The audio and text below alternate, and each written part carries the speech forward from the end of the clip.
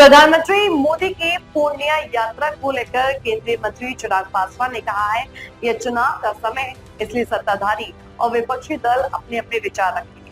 लेकिन इसमें कोई संदेह नहीं है कि प्रधानमंत्री की तीसरी बार शपथ लेने के बाद बिहार दौरे के दौरान विकास कार्य जमीन पर उतरे। यह केवल शिलान्यास तक सीमित नहीं है, बल्कि उद्घाटन भी हुए हैं। उन्होंने आगे कहा कि केंद्र सरकार बिहार के विकास को लेकर गंभीर है और ये प्रधानमंत्री की प्राथमिकता में शामिल है। पूर्णिया दौरे को उन्होंने विकास की दिशा में एक अहम कदम बताया है।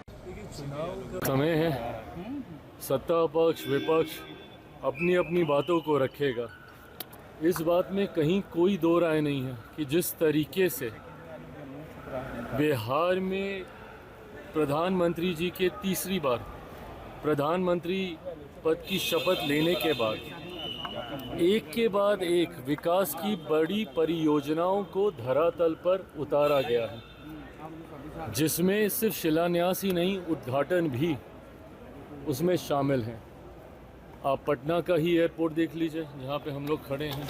कल पूर्णिया का एयरपोर्ट, एम्स हो, अलग अलग क्षेत्र से जुड़े हुए छोटी बड़ी तमाम परियोजनाओं को इस सोच के साथ कि किस तरीके से बिहार को एक विकसित राज्य बनाया जा सके। अब ऐसे में अगर विपक्ष को ये सारी बातें नहीं दिखती और उनको सिर्फ भ्रमित करने वाले मुद्दों को ही जनता के बीच लेकर जाना है, एसआईआर का मुद्दा हो, संविधान का हो, यही सारी बातों को अगर उनको जनता के बीच लेकर जाकर उन्हें भ्रमित करने का ही कार्य करना है, तो ये विपक्ष की सोच हो सकती है। और इसी नकारात्मक सोच